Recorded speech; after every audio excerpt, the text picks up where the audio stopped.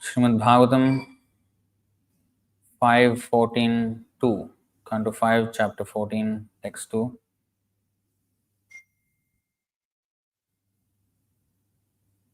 Yasyam uhava ete षडिन्द्रिय नामानः कर्मणा दस्यव एव ते तद्यथा पुरुषस्य धनं यत्किञ्चित् धर्मोपैकं बहुकृच्छ्राधिगतम्.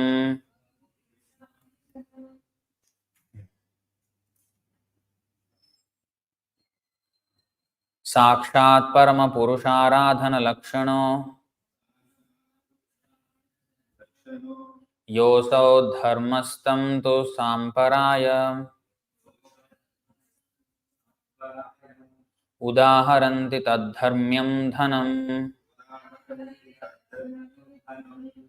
दर्शन स्पर्शन श्रवणास्वादाना अवघ्राण श्रवणास्वादनावघ्राण संकल्प व्यवसाय गृह ग्राम्योपभोगेन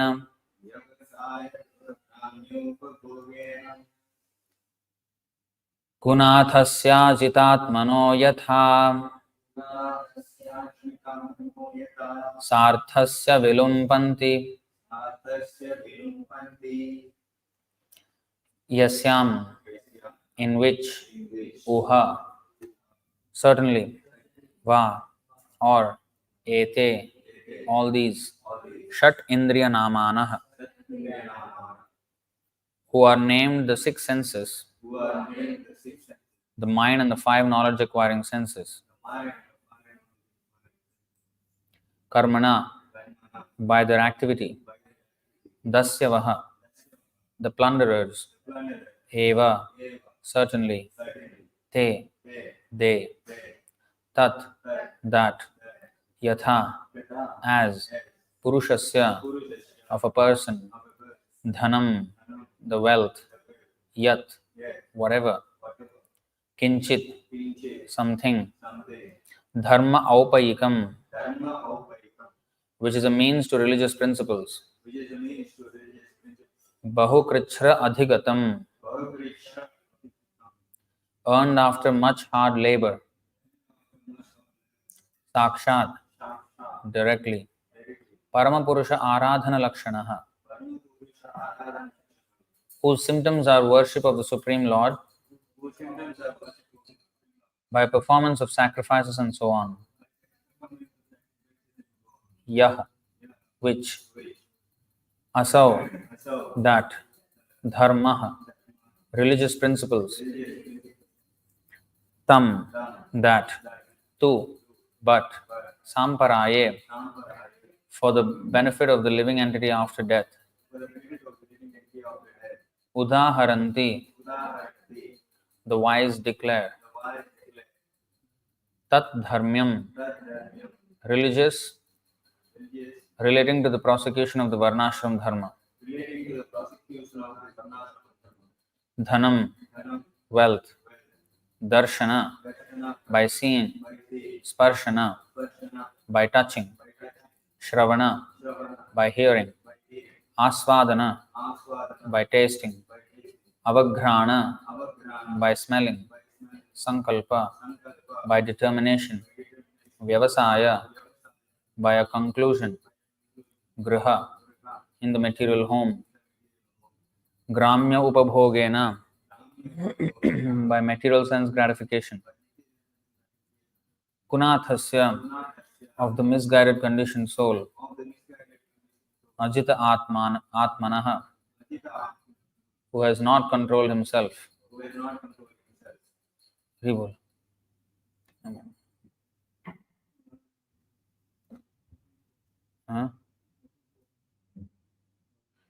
Yatha, just as, sarthasya, of the living entity interested in sense gratification, vilumpanti, they plunder, Translation and purport by His Divine Grace A.C. Bhaktivedanta Swami Srila Prabhupada Ki Jai. Translation: In the forest of material existence, the uncontrolled senses are like plunderers. The conditioned soul may earn some money for the advancement of Krishna consciousness, but unfortunately, the uncontrolled senses plunder his money through sense gratification. The senses are plunderers because they make one spend his money unnecessarily for seeing, smelling, tasting, touching, hearing, desiring, and willing. In this way, the conditioned soul is obliged to gratify his senses, and thus all his money is spent. This money is actually acquired for the execution of religious principles, but it is taken away by the plundering senses. Please repeat: in the forest of material existence, the uncontrolled senses are like plunderers. The conditioned soul may earn some money for the advancement of Krishna consciousness, but unfortunately, the uncontrolled senses plunder his money through sense gratification. The senses are plunderers because they make one spend his money unnecessarily for seeing, smelling, tasting, touching, hearing, desiring, and willing. In this way, the conditioned soul is obliged to gratify his senses, and thus all his money is spent. This money is actually acquired for the execution of religious principles, but it is taken away by the plundering senses.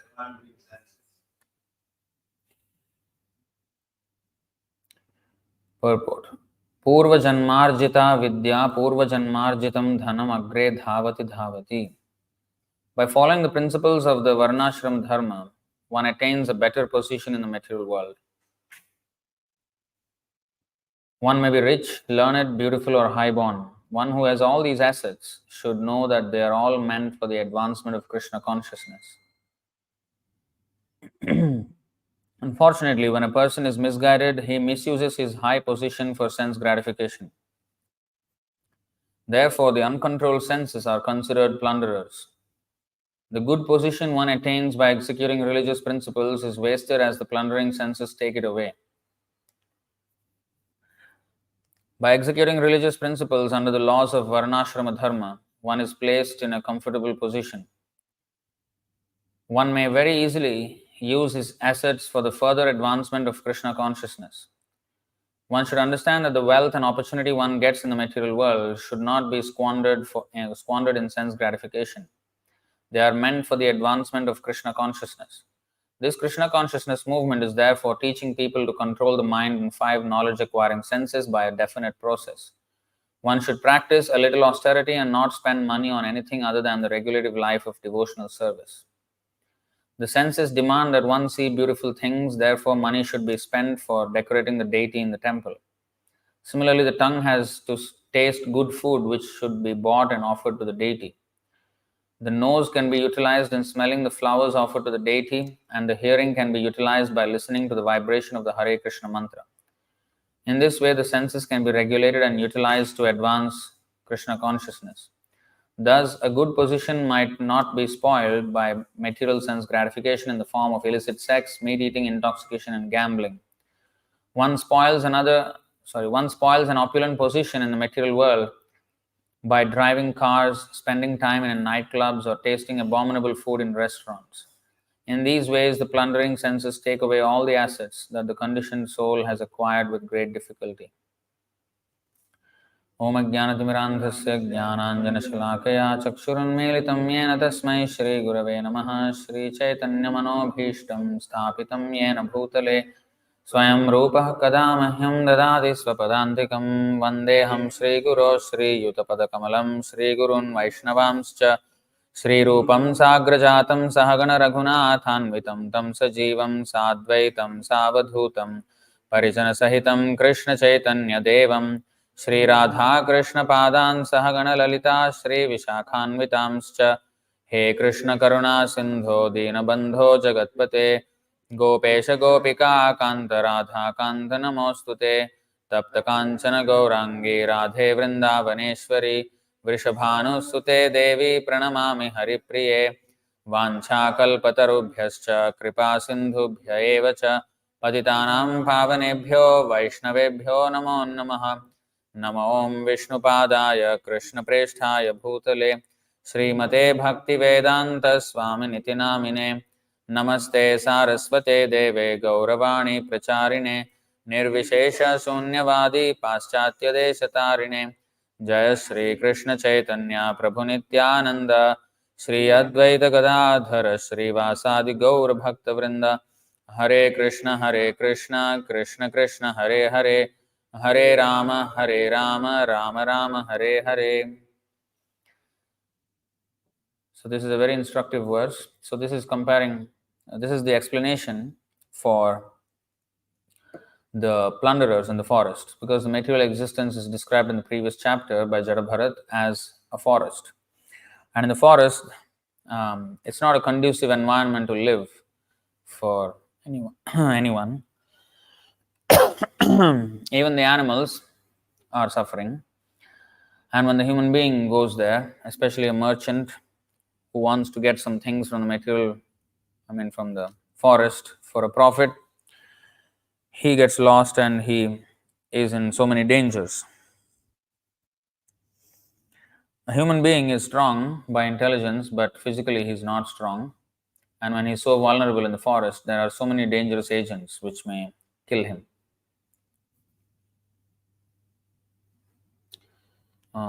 Can you give my power cord? Power cord.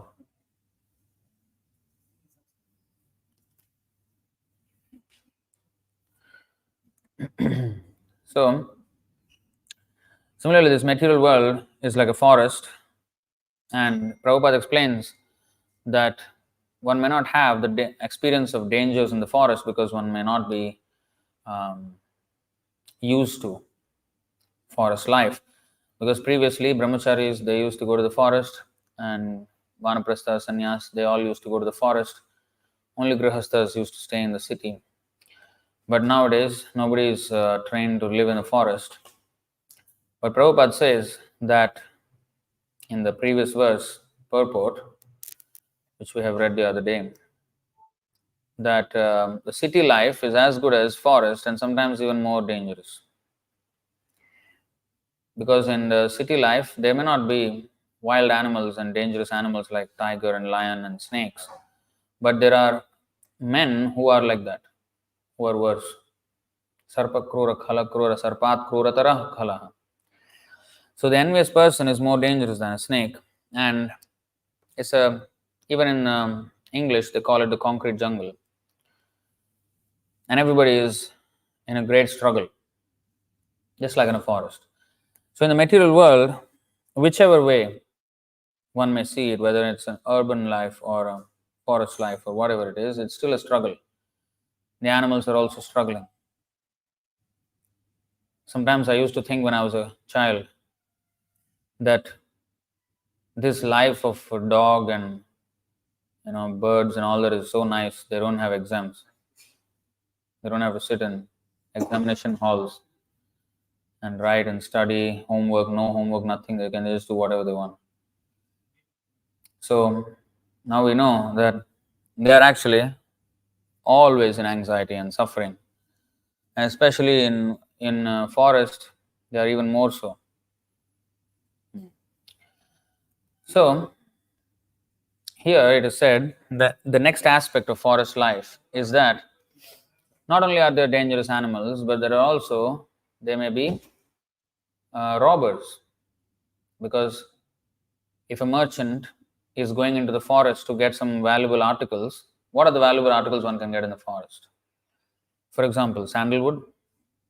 They kill, poach animals and then take their elephant tusks, rhinoceros tusks, for example. Even tiger teeth, tiger skin, deer skin, barks of trees. Some of the trees are medicinal. Those kinds of things for medicine. There are so many things. And one may get skin from the animals and use as leather. The muchi, he prepares bags or shoes or something like that with leather. So there are so many such things one can get from the forest. So, and sometimes there may be even mines in the forest. So, in this way, one may be one may get so many things. So, if one is getting so many valuable things in the forest and selling them for profit, the person who is taking the trouble to go and find these things and hunt those animals and take all the risk, it's a lot of hard work, and he may get something valuable. So now there will definitely be robbers wherever there's something valuable. When there is money, there will be somebody there to take the money. Sit straight. There will be somebody to take the money. So there will be robbers, and there after one has collected, when one is going back to the city to sell, then he may be robbed after all the difficulty. So that robbery is akin to our senses, which are robbing us. Our senses are robbers. So in Mukundamala Stotram,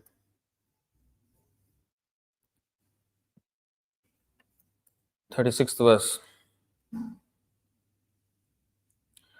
अंधस्य मे हृत विवेक महाधनस्य चौरैः प्रभो बलिभिरिन्द्रियनामधेयैः मोहान्धकूपकुहरे विनिपातितस्य देवेश देहि कृपणस्य करावलम्बम्. Andhasya me, I am blind. Hrita viveka, whose wealth? Viveka means intelligence, the power of discrimination.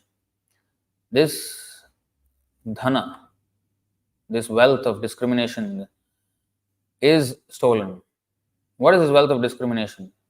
Basically, real knowledge means to be able to discriminate between matter and spirit. That's the beginning of knowledge. And then further knowledge is that to distinguish between the spirit and the supreme spirit. So this entirely constitutes the entirety of knowledge. So Hrita Viveka Mahadhanasya Chauraihi Prabho Balibhir Indriya Namadheyai Mohandhakupa Kuhare Vinipatitasya Devesha Devi Dehi Kripanasya Karavalambam. So King Kulashekar is praying like this very nicely. O Lord, the powerful thieves of my senses have blinded me by stealing my most precious possession, my discrimination. And they have thrown me deep into the pitch dark well of delusion. Please, O Lord of Lords, extend your hand and save this wretched soul. So, this is important, that even if our discrimination is sharpened by knowledge, but the senses are such that they will steal that. For example, even though we may know that we are not the body, the senses will demand. The eyes want to see something beautiful, the tongue want to taste something delicious. It's always pulling. So we are learning something with great difficulty, but then the senses are stealing that knowledge. So this is called plunderer, dasya vaha, dasyu. Dasyu means thief. And what happens? What they did? The thieves, they have stolen my property, which is discrimination, and they have thrown me deep into the pitch dark well of delusion. Andhakup, mohandhakupa kuhare vinipatitasya. Patita means fallen. Patita means made to fall. That means I was thrown.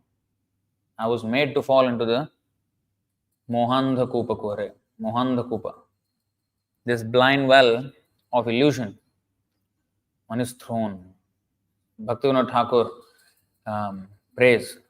Sharira avidya jal jadendriya tahe kal jive fele vishaya sagar. Fele means thrown in Bengali. Jive fele vishaya sagare. Here it is said mohandhakupa kuhare. So each each of those scenarios are dangerous and cannot get out. So he's saying because the only way to come out of such a dark well is if somebody extends one's hand or something, a rope or something like this. So in the purport, we will find very nice verses by Raghunath Das Goswami and Rupa Goswami.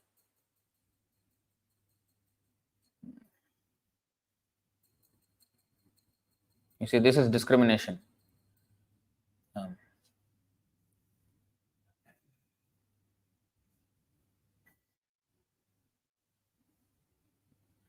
विद्यां चाविद्यां च यस्तद्वेदो भयं सः अविद्यया मृत्युं तीर्त्वा विद्ययामृतमश्नुते.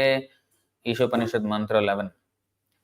Only one who can learn the process of nescience and that of transcendental knowledge side by side can transcend the influence of repeated birth and death and enjoy the full blessings of immortality. So we should understand the workings of the spiritual nature and of the material nature. Not just of the spiritual nature, we cannot be naive about the material nature. Because unless we are aware of how the material nature works, we will not be careful.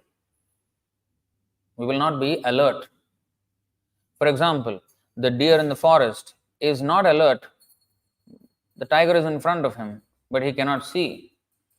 And the hunter is behind him. He cannot see. He is enjoying with his partner. So this is more dangerous than to be aware of the danger. When we are aware of the danger, there may be anxiety. When we are not aware of the danger, there may not be anxiety. But anxiety is good for keeping ourselves alert and safe. If you are not anxious, that is a position to be anxious about. Because we are not careful. This is explained. Okay, let's go to this purport verses. See here.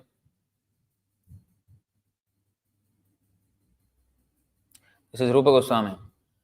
Manasi japhani jushte labdha patosmi dushte timiragahana rupe hanta samsara kupe ajita nikhila raksha hetumudhara daksham upanaya mamahaste bhakti rajjum namaste.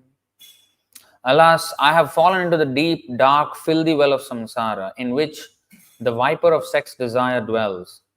O invincible Lord, the rope of devotional service is the cause of universal protection and is expert at delivering the fallen souls. Please place that rope in my hand. I offer my respectful obeisances unto you. So again, same thing, that manasija phani jushte labdha patosmi dushte. So I have fallen into this well, and please save me. Extend the rope of devotion.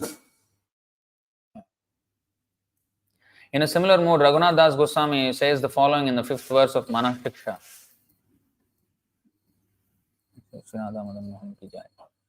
Manasiksha is just like Upadeshamrita, there are 11 verses, nectar of instruction. Similarly, there is Manasiksha by Raghunath Das Goswami, which is 12 verses. Manasiksha, as the title suggests, it is to teach the mind. Instructions to the mind, Manasiksha. What is that? Asacheshta kashta pradavikata pashalibhiriha prakamam kamadi prakata pathapate vyatikarai gale badhva hanye hamiti bakabhidvartma bagane kurutvam putkaran avati sayathatvam mana itaha. The highwaymen of lust and his accomplices, greed, etc., have waylaid me. That means bound me, captured me, and bound my neck with the horrible ropes of sinful activities. Lust, anger, greed, these things. O mind, please scream out for help, crying, O Krishna, O killer of Bakasura. I am on the verge of death. If you do this, then Krishna will certainly save me. So he is requesting his mind, please scream out for help. So Hare Krishna chanting means the screaming out for help. Krishna, please take me out of this sense gratification and put me in the service of your lotus feet. So, to be aware, you see, this is nice. To be aware of danger is itself a blessing. If we see the disaster of death and rebirth approaching, we will naturally call out to Krishna for help. But if we remain in ignorance, we will foolishly continue trying to enjoy sense pleasure, not recognizing that sense gratification implicates us in repeated birth and death. However, once we begin sincerely calling on Krishna in full awareness that we are in mortal danger and that He is our only protector, we are already saved. So this is very important. To be aware of the danger is a blessing. In fact, what is this defense mechanism? To be alert. If you see the animals, they're always alert. Most of the time they're alert. Sometimes they're not alert and they're caught. They're alert at if what is it called? Whether there's danger is coming or not. So they're alert. So if you see them eating, they're always looking here and there and then drinking the water. Sometimes even leopards, when they go to the water to drink, they put their tongue and then come up again, put their tongue again, come, because there may be a crocodile just there.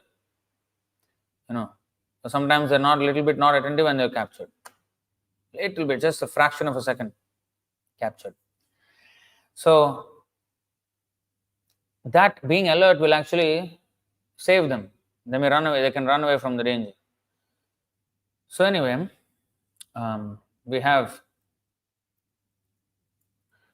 this verse.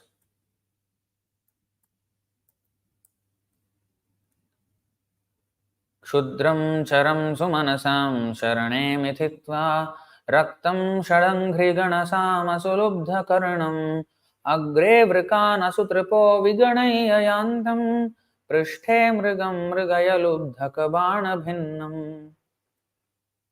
My dear king, please search out that deer who is engaged in eating grass in a very nice flower garden along with his wife. That deer is very much attached to his business and is enjoying the sweet singing of the bumblebees in his garden. Just try to understand his position. He is unaware that before him is a tiger which is accustomed to living at the cost of another's flesh. Behind the deer is a hunter who is threatening to pierce him with sharp arrows. Thus the deer's death is imminent. So he is very much in danger, but he is unaware. And then the next one.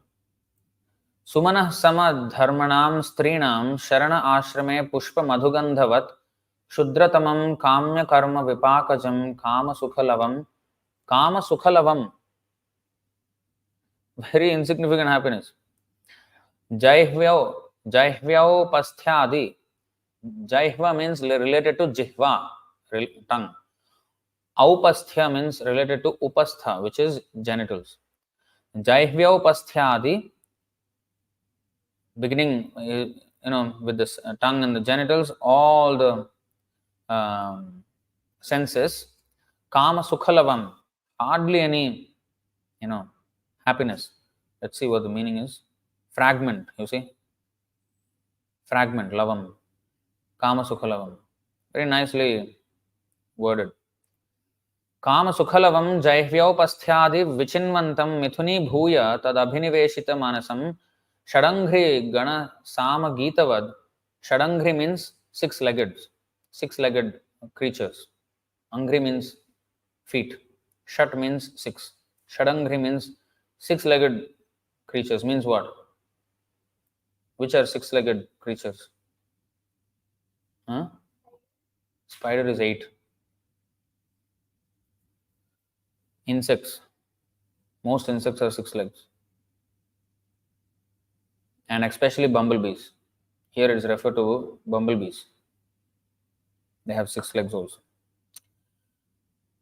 So Shadangri Ganasama Gitavad. Gita means song. They're the song of the bumblebees.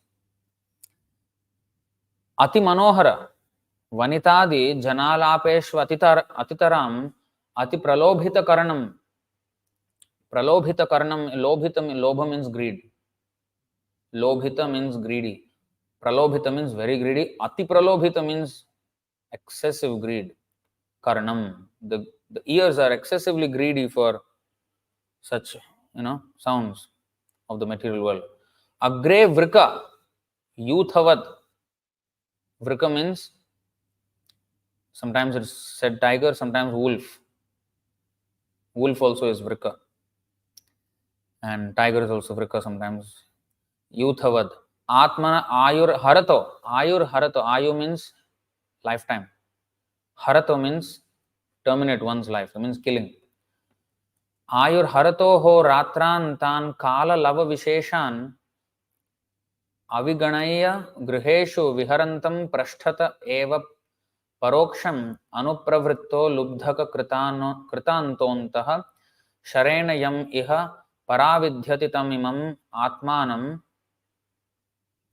aho rajan bhinna hridayam drashtum arhasiti. My dear king, woman who is very attractive in the beginning but in the end very disturbing is exactly like the flower, which is attractive in the beginning and detestable at the end. With woman, the living entity is entangled with lusty desires and he enjoys sex just as one enjoys the aroma of a flower. He thus enjoys a life of sense gratification from his tongue to his genitals.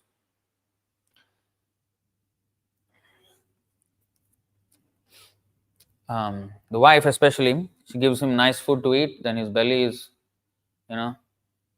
full of food, and then that gives pressure on the genitals, and this way in the night he will have sex enjoyment. So in this way, from tongue to the genitals, he's enjoying with the woman.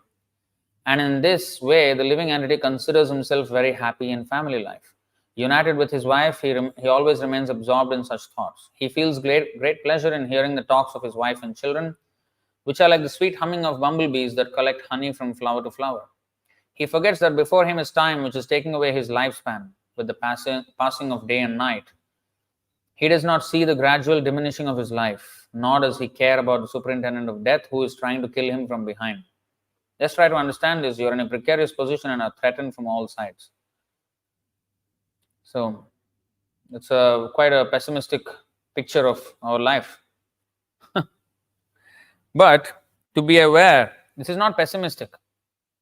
This is just to be aware of the reality. It is bad. To be having an optimistic view of this is illusion. When there's something danger in front of us, and then we think it is we think about optimistically. Suppose there is a tiger in front of me, and say, this tiger won't kill me. I think there is, he's not hungry maybe. I'm optimistic about it.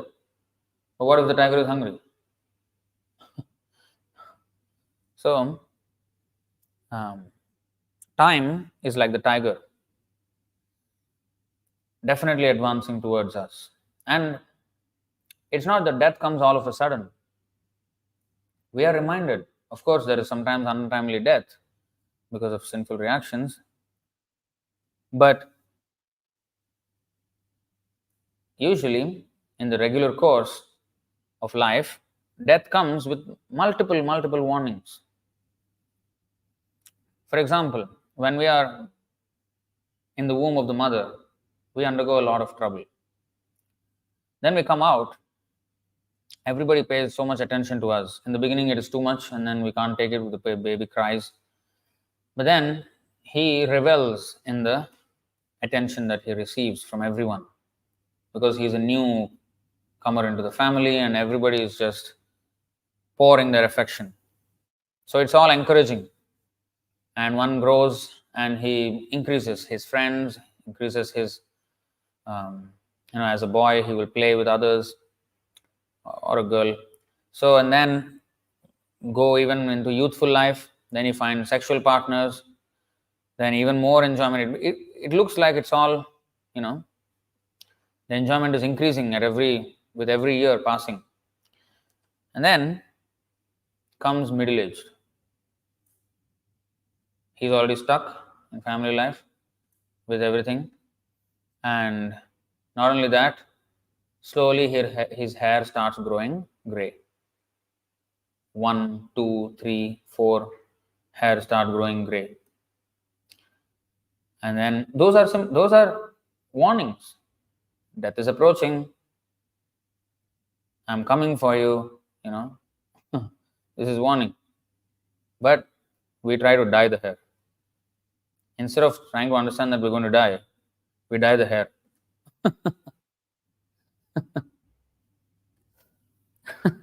I'm not going to die. The hair will be dyed. So, this is, and then what happens when one middle age? Until that age, usually, unless it is like very horrible circumstances like a war or an epidemic or whatever, usually one has family members and everything grows. One has cousins, one has, newer cousins taking birth or somebody, so in this way, all our association, everything seems to increase. Once hits middle aged, the grandparents go, even in one's childhood, but maybe one is not so attached or what. First, grandparents go, and parents start going. And then slowly as we age, our health, our strength decreases. And one by one, all the people that we knew in our life, our elders start leaving. They start passing away. And then it comes finally time for us. Even our nearmost people will be gone. Everybody will be gone, will be alone. And then we will go also. So, it's a tragic end.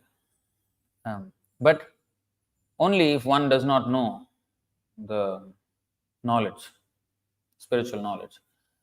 But if one is aware, then he is aware of all these signs. Oh, these are signs. I should be more and more. If there is white hair, I should chant more, read more, because that is approaching.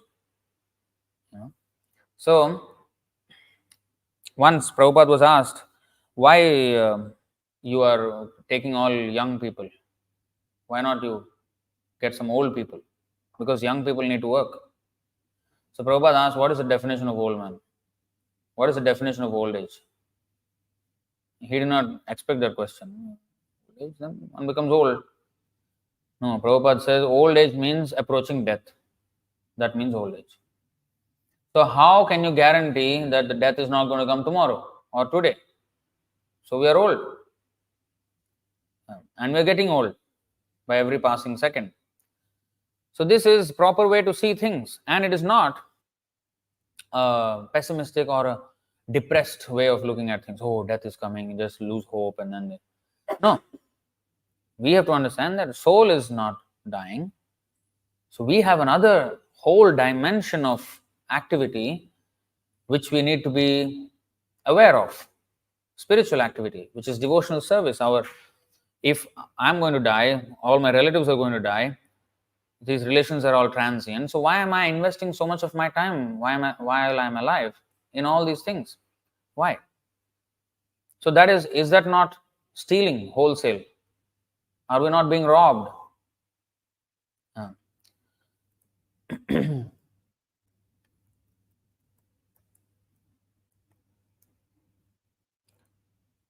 आयुर्हरति वै पुंसाम् उद्यन्नस्तं चयन्नसौ तस्यर्ते यत् क्षणोनीत उत्तम श्लोक वार्तया. Both by rising and setting, the sun decreases the duration of life of everyone, except one who utilizes the time by discussing topics of the all-good personality of Godhead. What does this actually mean? Because even the person who is listening to Bhagavatam, his time is also going to be finished. So what is this? That it only decreases the duration of life of those who do not listen to Bhagavatam. That means that the person who is listening to Bhagavatam, listening to Bhagavad Gita, engaging in devotional service, he is exchanging that temporary time for eternal benefits. So now we are spending like maybe 1 hour in Bhagavatam class. So this 1 hour is finite time, but this will help us infinitely. So this is proper usage of time where, even in business, you need to make most profit, right? Most profit. So if we see, they say time is money, but time is more than money. Because, what is that? Ayusha kshanam ekopi nalabhyate swarnakotibhi. Even if we exchange, tons of gold, we cannot get back even one moment of our life back. So, time is not money. Time is more than money. So, and it is going to be, and it's always finite. When we are, playing some game or something, or watching something, we are definitely wasting. Time is going, and that is never going to come back. But if I use that time in Krishna consciousness, I'm using it to invest in the best possible way, because money will be spent, for example, as a business. But if that money is, if you're investing, they say spending and investing, there's two things. Investing means there is return back after that. Spending means I'm just squandering it, throwing it. So we have to invest the money that the time that we have in Krishna consciousness, because that will give us return which is unlimited. Because we are exchanging limited time for our unlimited life in the spiritual world, where there is no time at all, no destruction. So therefore, it does not decrease the duration of life. In fact, it gives him eternal life. So we have to be aware of the workings of Maya.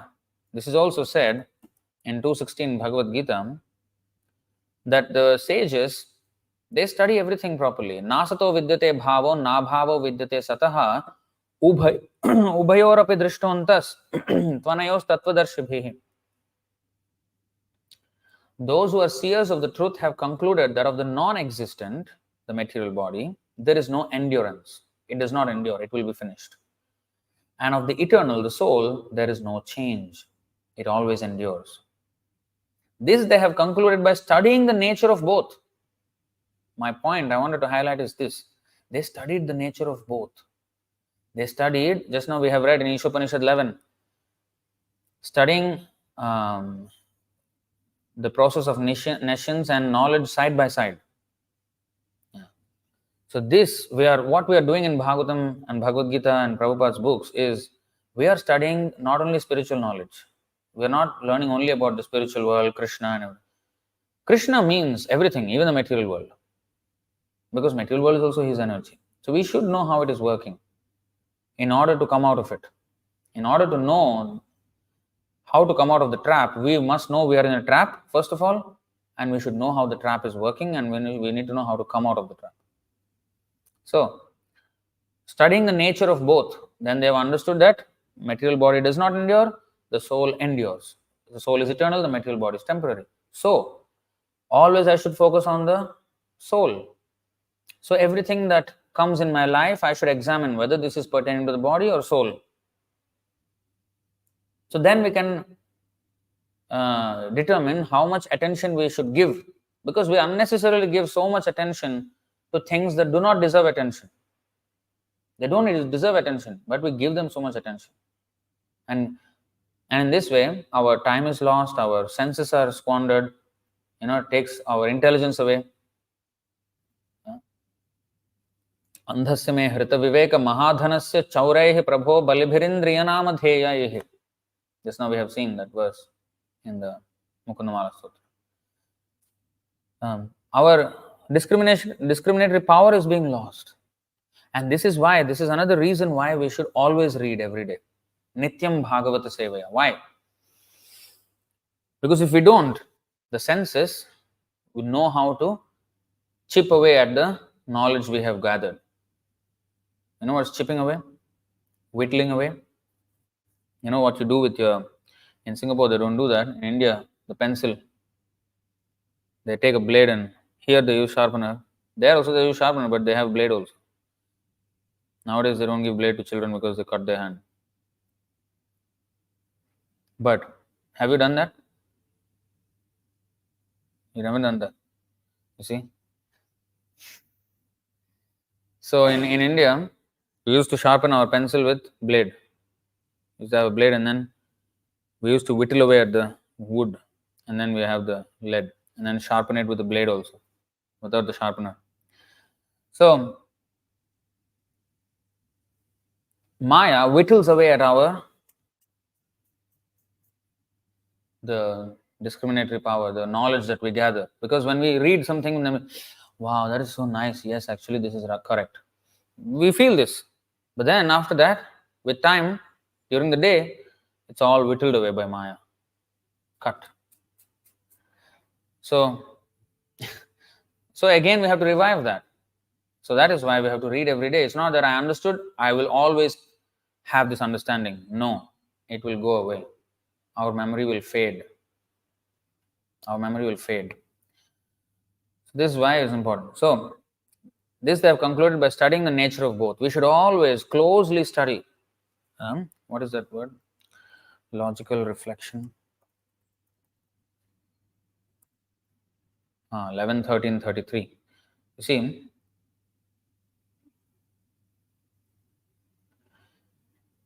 एवं विमृश्य गुणतो मनसस्त्र्यवस्था मन्मायया मयि कृता इति निश्चितार्थाः संच्छिद्यहार्दमनुमान सदुक्तितीक्ष्ण ज्ञानासिना भजतमाखिल संशयाधिम्.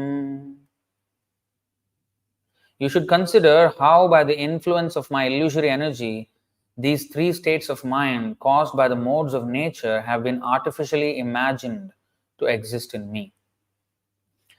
Having definitely ascertained the truth of the soul, you should utilize the sharpened sword of knowledge acquired by logical reflection and from the instructions of sages and Vedic literatures to completely cut off the false ego, which is the breeding ground of all doubts. All of you should then worship me who am situated within the heart. So we should not only hear, we should also carefully study and logically reflect on all the teachings. The whole day, as we are doing service also, we should be aware. That's what it means by logical reflection. That is also explained here. This is a very important verse, 12, 13, 18.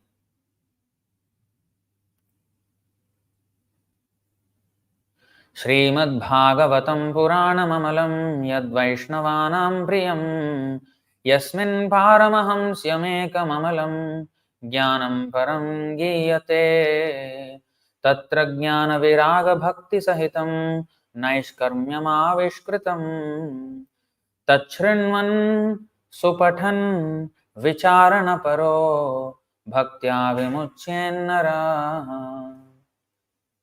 You see, this thing is very important. Of course, the whole verse is important, but this is how we should study Bhagavatam. Tat shrinvan supathan vicharana paro bhaktya then vimuchyen naraha. Srimad Bhagavatam is a spotless Puran. It is most dear to the Vaishnavas because it describes the pure and supreme knowledge of the Paramahamsas. This Bhagavatam reveals the means for becoming free from all material work, together with the processes of transcendental knowledge, renunciation, and devotion. Anyone who seriously tries to understand Srimad Bhagavatam, who properly hears and chants it with devotion, becomes completely liberated. And Shrinvan means hearing. Supathan means properly chanting. So, nicely. Pathan means to study. Supathan means very nicely studying deeply. Vicharanapara. Vicharanapara means serious about understanding. Vicharana means to always think about this. Bhaktya, with devotion, not without devotion. Do our devotional service. So with this, then vimuchyen naraha, we can become totally liberated. So that is the position, that is the method by which one should always study Srimad Bhagavatam, and not only just Bhagavatam, all Prabhupada books. Now, regarding being aware and alert, you see, another example of unaware conditioned soul. Pramattam kritya chintaya pravriddhalobham vishayeshu lalasam tvamapramattah sahasabhipadyase kshulle lihano hirivakhumantakah. Sahasa and suddenly, all of a sudden. See, My dear Lord, all living entities within this material world are mad after planning for things, and they are always busy with the desire to do this or that. This is due to uncontrollable greed. The greed for material enjoyment is always existing in the living entity, but your Lordship is always alert. And in due course of time, you strike him just as a snake seizes a mouse and very easily swallows him. The mouse is not careful, he's not alert, but the snake is alert. The prey is not alert, the predator is alert. And just when he's a little bit inattentive, capture. So we are like that. So therefore, Prahlad Maharaj, he says, 7, 9, 15 and 16, if you see,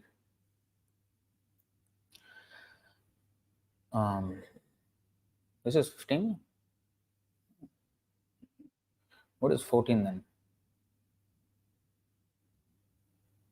Okay. 15.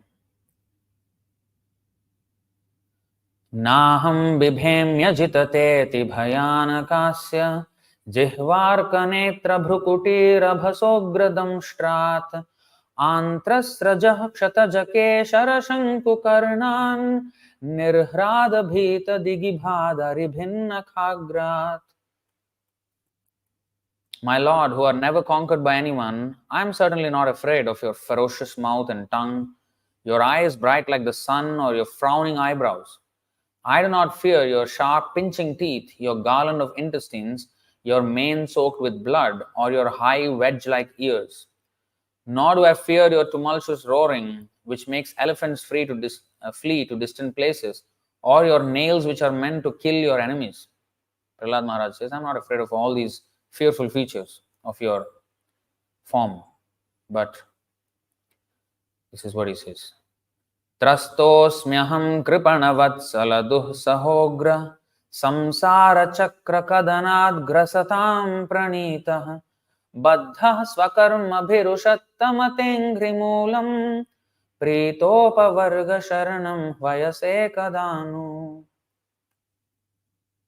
O most powerful, insurmountable Lord, who are kind to the fallen souls, I have been put into the association of demons as a result of my activities, and I am very much afraid of my condition of life within this material world. This is very important.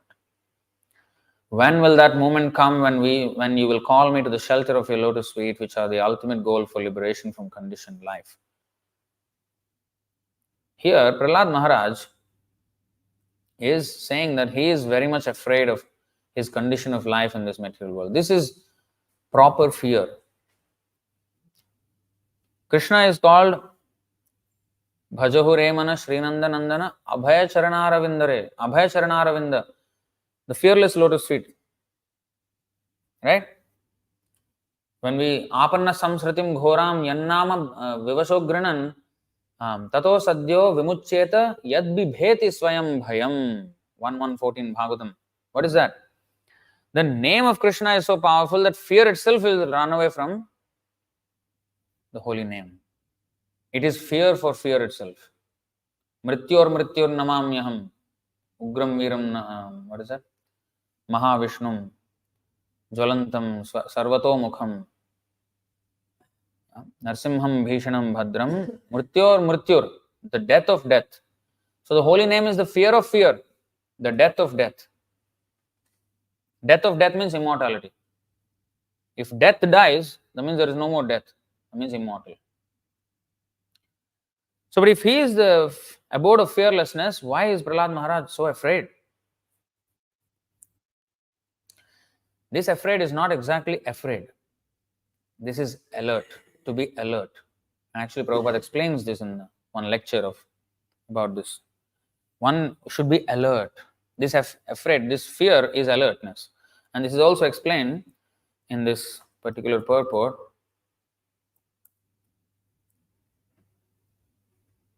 Ten to 8. Devakya jathare garbham sheshakhyam dhamamamakam tatsannikrishya rohinya udare sanniveshaya. Within the womb of Devaki is my partial plenary expansion known as Sankarshan or Shesha. Without difficulty transfer him into the womb of Rohini.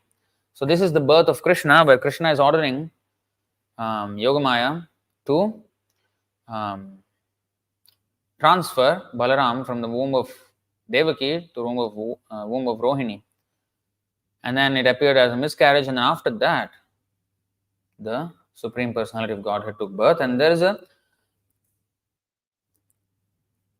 every action that every Leela that Krishna performs has also direct meaning, and directly he took birth, but also it has figurative meaning. So here, Vishwanath Chakravarti, I think, explains. So these 6 sons that were killed of Devaki were actually the Shadgarbhasuras. Let's read the purport. The first planetary expansion of Krishna is Baladev, known as Sesha. The Sesha incarnation of the Supreme Personality of Godhead supports the entire universe, and the eternal mother of this incarnation is Mother Rohini. Because I am going into the womb of Devaki, the Lord told Yogamaya, the Sesha incarnation has already gone there and made suitable arrangements so that I may live there. Now he should enter the womb of Rohini, his eternal mother. That means for us to have Krishna in the heart, just like when we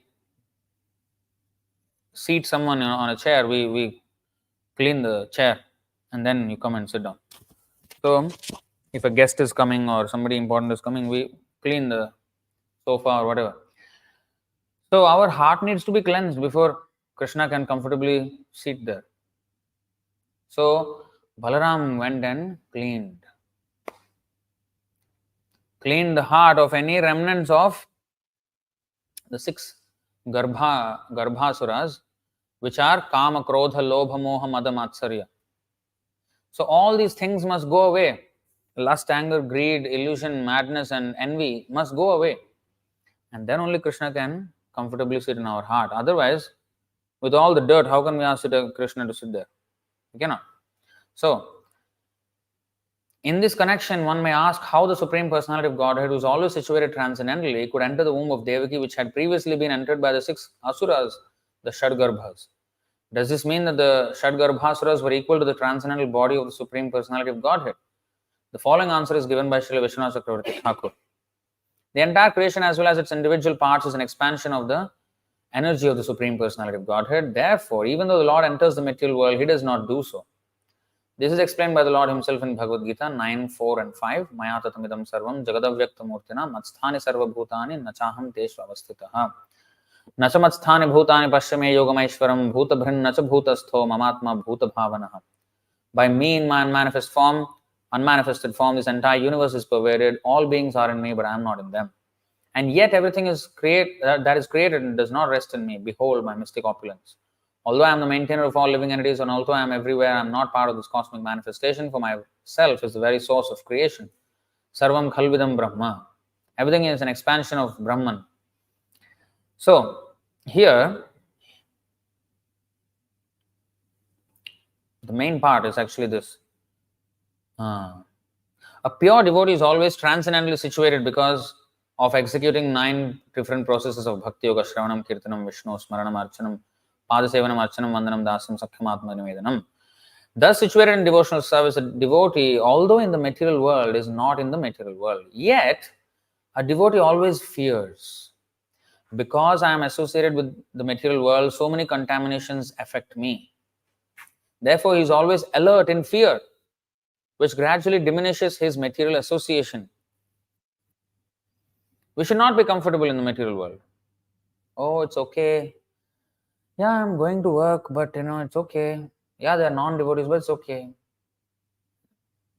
I can manage. No. Prahlad Maharaj did not say I can manage in this material world. He said I'm afraid. So, we should be afraid. We take these things too lightly. We don't take these things seriously.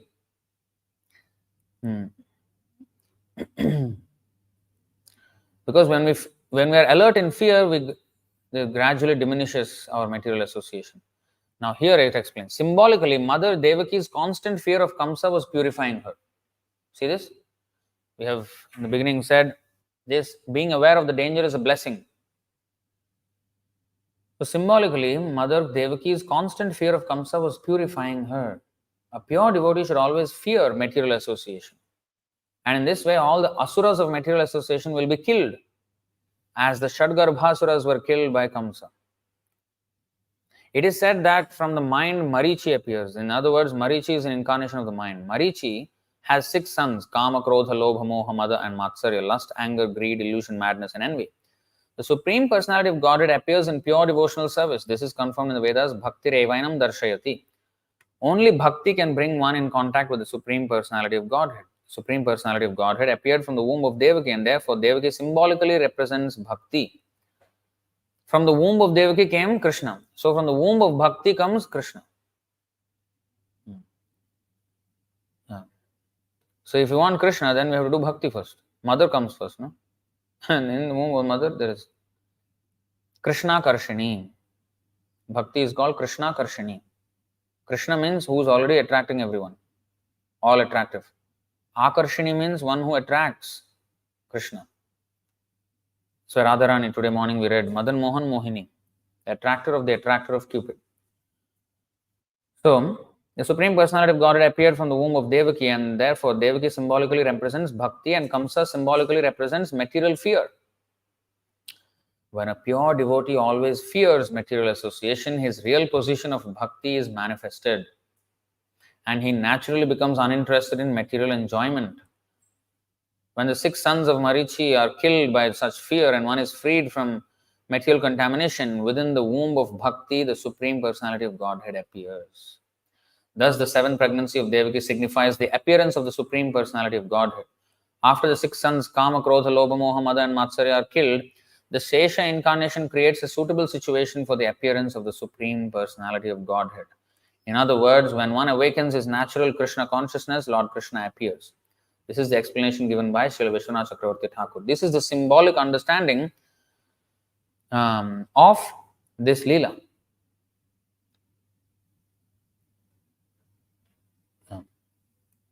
So it is not so easy to have Krishna in one's heart. One has to get all the anarthani vritti has to happen. And then only our bhakti becomes pure, and then yes, Krishna will start to reside in our heart. Govinda Vishram.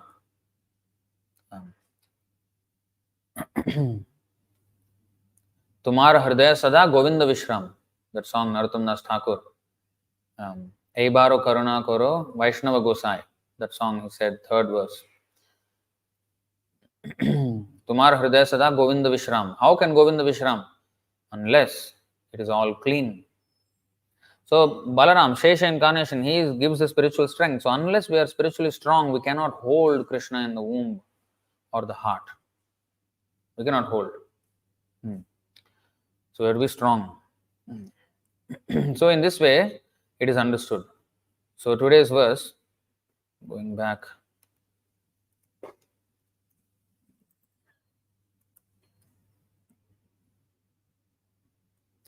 Dasyu, I wanted to show this verse. 8:22-9. Kimatmananena jahati yontatah kimrikthaharaihi svajanakya dasyubhihi. Dasyu. Kim jayaya samsriti hetu bhutaya martyasya gehaihi kimihayusho vyayah. What is the use of the material body which automatically leaves its owner at the end of life? And what is the use of all one's family members who are actually plunderers, taking away money that is useful for the service of the Lord in spiritual opulence? What is the use of a wife? She is only the source of increasing material conditions. And what is the use of family, home, country, and community? Attachment for them merely wastes the valuable energy of one's lifetime. So it's the same verse as today, similar thing. But actually, it is not anyone else who is the problem. It is our own senses which are the problem. The woman is not the problem, the lust is the problem. So the lust is in my own senses. But of course, it's not that because it's not the problem, so freely intermingle. No. Why then the brahmachari is advised to stay away from the woman? Because the senses are dasyubhi. They are thieves. They will take away the power of discrimination. Lust is there in the heart. So as long as the lust is not gone, one has to follow all these rules and regulations. Actually, there's a verse like that in the 11th canto. which I don't remember the number. So we have to follow all these rules very strictly, because it is not that we are hating women, but we are trying to control the lust. And with distance, that is good. One should not get implicated in sexual relations. So, I mean, woman means, when we say woman, it's not just woman. Woman means the opposite sex. Because Purusha Prakritisto hi bhunkte Prakritijan Gunan. In this world, everybody came with a male mentality. Even if it is a woman, she came with a male mentality into this material world. And male means, Purusha means enjoyer, Prakriti or female is the enjoyed. So the woman is supposed to be enjoyed by the man, or the female is supposed to be enjoyed by the male. So that's why in the morning we sing Govindam Adi Purusham. The original Purusha is actually Govinda. But we are fake Purusha. We are fake Purusha. We want to enjoy. So even the woman in this material world wants to enjoy. So that is Purusha. And for her, what she will enjoy? The man. And for the man, the woman. So the other person is to be enjoyed by this person. So that person becomes the woman or the Prakriti. And this person is, taking up the role of Purusha. So this is the understanding. So one has to not fall victim to lust. That's why there's this verse, which is 22:16. कामादीनां कति न कतिधा पालिता दुर्निदेशास् तेषां जाता मयि न करुणा नत्र पानोपशान्तिः उत्सृज्य एतानथ यदुपते साम्प्रतं लब्धबुद्धिस्त्वामायातः शरणमभयं मां नियुङ्क्ष्वात्मदास्ये. O my Lord, there is no limit to the unwanted orders of lusty desires. Although I have rendered these desires so much service, they have not shown any mercy to me. I have not been ashamed to serve them, nor have I even desired to give them up. O my Lord, O head of the Yadu dynasty, recently, however, my intelligence has been awakened, and now I am giving them up. Due to transcendental intelligence, I now refuse to obey the unwanted orders of these desires, and I now come to you to surrender myself at your fearless lotus feet. Kindly engage me in your personal service and save me. So, Kamadinam Katina Katidha Palita Durnideshas. So, Kamadina means Kama Adi, Adinam, beginning with Kama, all the other. This Kama, Krodha, Lobha, Moha, Mada, Matsarya. Katina Katidha Palita. How long did I not serve them? What all did I not do to serve them? Durnideshas. What is that? Durnidesha, undesirable orders. Nidesha means orders. Durnidesha means all bad things. The senses, these 6 things have ordered me. But I have shamelessly served. But I have no relief. They are asking for more. Na karuna, na trapa, na upashanti. They have not shown me any mercy. I did not have any shame in serving them. I did all kinds of nonsense. And no shanti coming from that.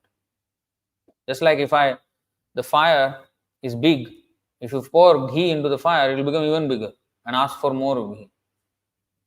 So it will ask for more fuel. So it will not stop. Utsrijya, giving up. Etan atha yadupate sampratam labdha buddhi. Now I have received intelligence. Now I am stopping to serve them and taking shelter at your lotus feet. Please save me. So this is the prayer. So let me see if we have missed out anything else.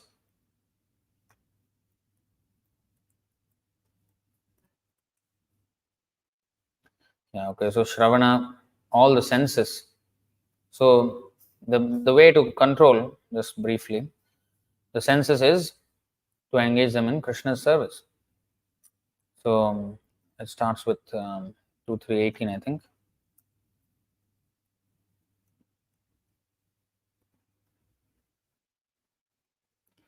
तरवः किं न जीवन्ति भस्त्राः किं न श्वसन्त्युत न खादन्ति न मेहन्ति किं ग्रामे पशवो परे.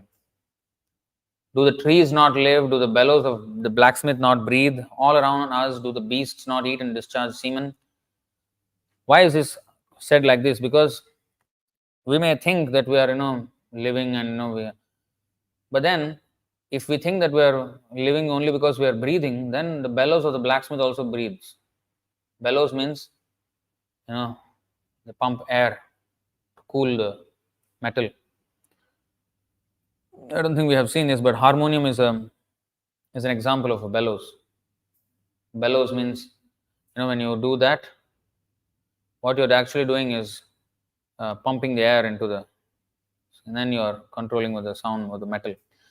So that is the bellows. So that is also inhaling and exhaling air. Air is coming out, air is going in. So this is a kind of breathing.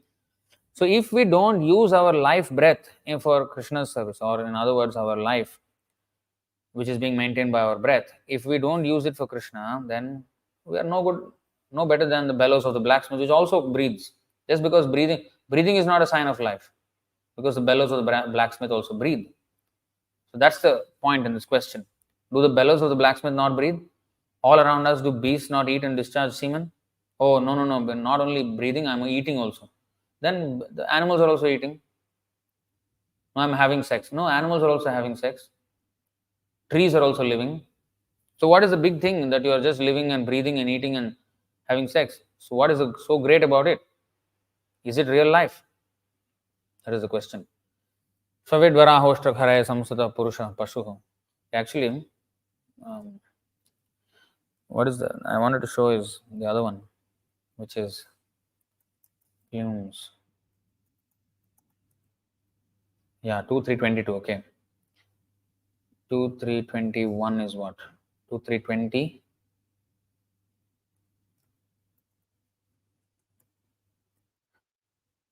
Okay, actually, let's go back. Because the animals also eat and discharge semen. And what kind of animals? Shvavid varahostra kharai samsuta purusha pasu nayat karna pathopeto jatu nama gadagrija. Men who are like dogs, hogs, camels, asses, praise those men who never listen to the transcendental pastimes of Lord Sri Krishna, the deliverer from evils. So, next verse.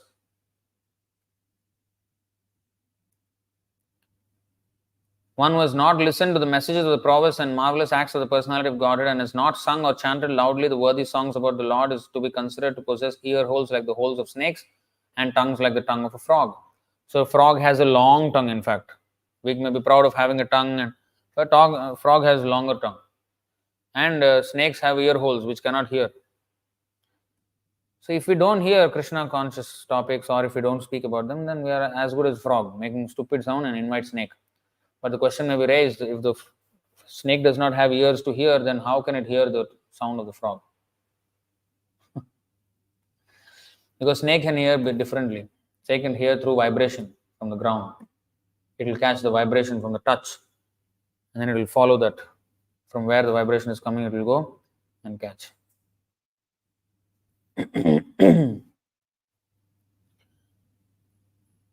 So, bhara param patta kirita jushtam apyuttamangam nanamen mukundam shavau karauno kurute sapariyam harerla satkan chanakankanova.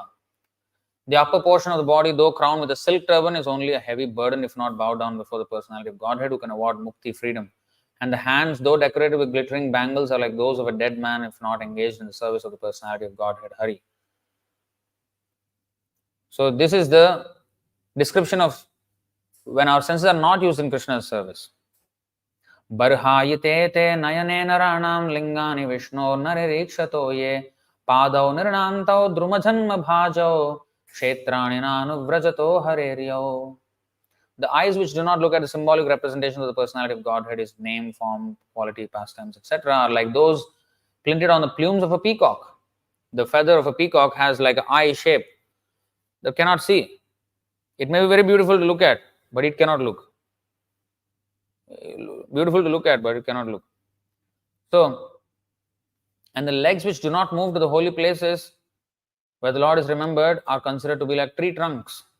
The tree trunks won't move. It is a leg, but it cannot move. So if we are moving the whole world, but if we are not going to the holy places or the temple, then we are actually like the tree only. because we are not moving anywhere.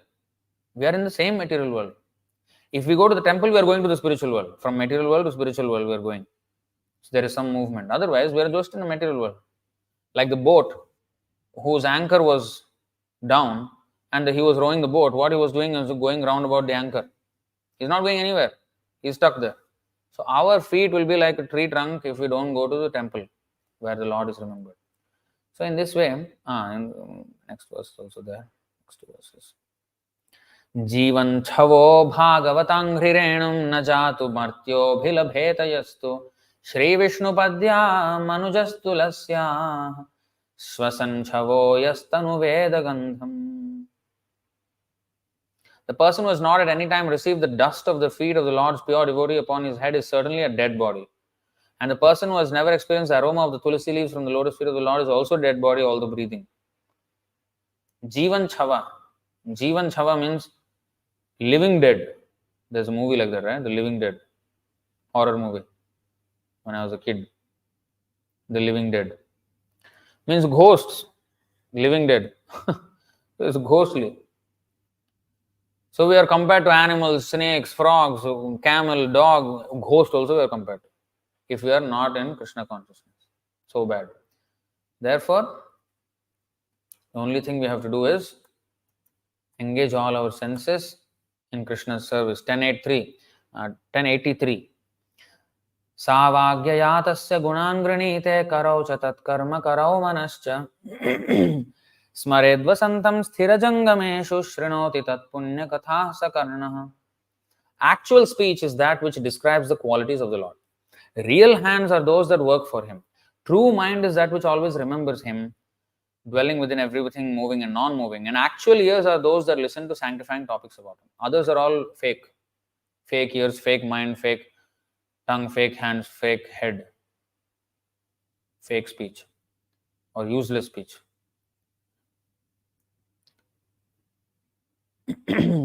Shirastu tasyo bhayalingamanamet tadeva yat pashyati tadhi chakshuh angani vishno ratatajjananam padodakam yani bhajanti nityam. An actual head is one that bows down to the Lord in his manifestations among the moving and non-moving creatures. Real eyes are those that see only the Lord, and actual limbs are those which regularly honor the water that has bathed the Lord's feet or those of his devotees. So this is real engagement.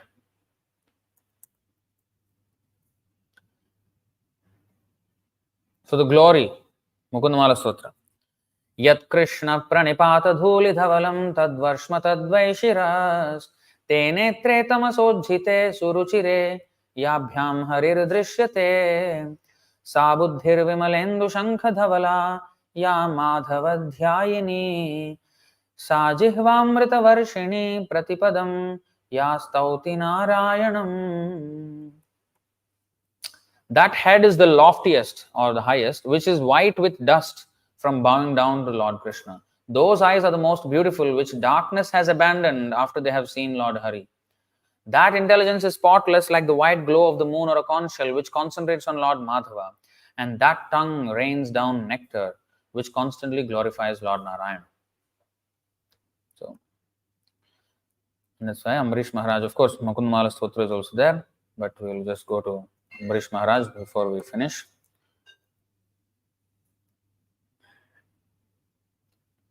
Savai Mana Krishna Padaravindayor Vachamsi Vaikuntha Gunanu Varnane Karau Harer Mandiramarjanadishu Shrutim Chakara Chuta Satkathodaye Mukunda Lingalaya Darshane Drishau Tadbhritya Gatra Sparshenga Sangamam Ghranam Cha Tatpada Saroja Saurabhe Srimat Tulasya Rasanam Tadarpite Padau Hare Kshetra Padanu Sarpane Shiro Hrishikesha Padabhivandane Kamam cha dasye na tu kama kamyaya yathottama shloka janashraya ratihi.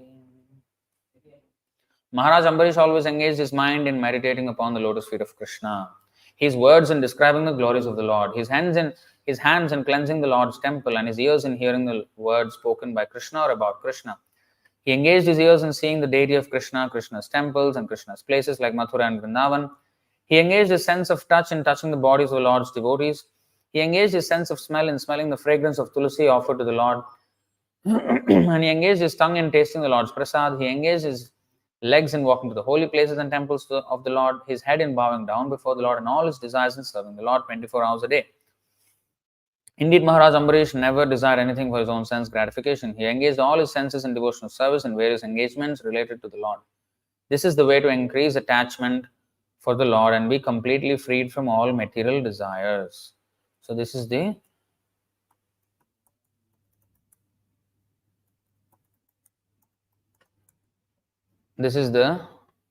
solution, how not to be robbed by our senses.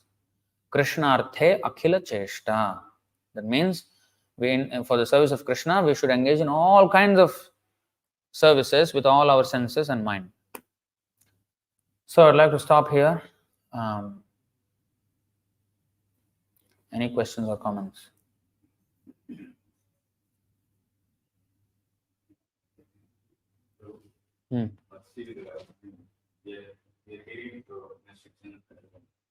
All our senses, the mind is actually pulling down.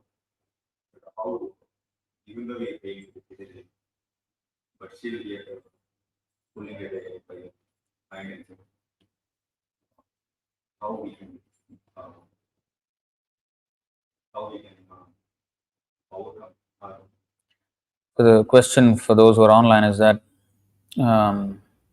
so we are reading repeatedly, but still the senses are pulling us away. So how to overcome this? So Prabhupada said, if we engage in devotional service attentively, then Krishna will be pulling us, and when we don't, Maya will be pulling us. So it's like a tug of war. And eventually, Krishna consciousness will overpower Maya. So we have to just keep doing it. We just have to keep doing it. And that is also explained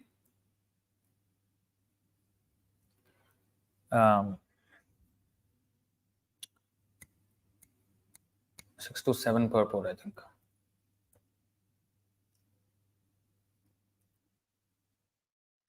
6 to 7 purport.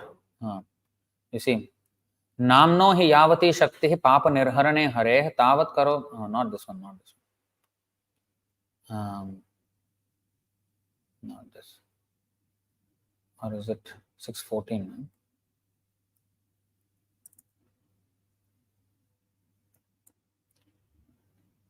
Namaparadha yuktanam. That is what I want to.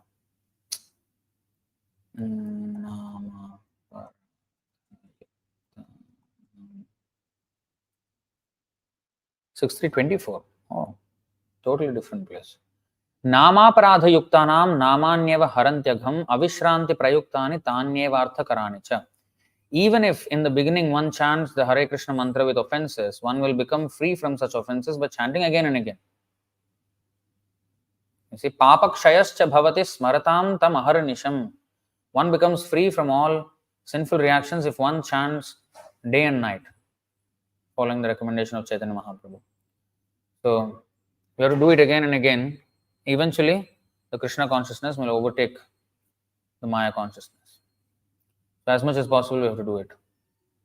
That's the only answer.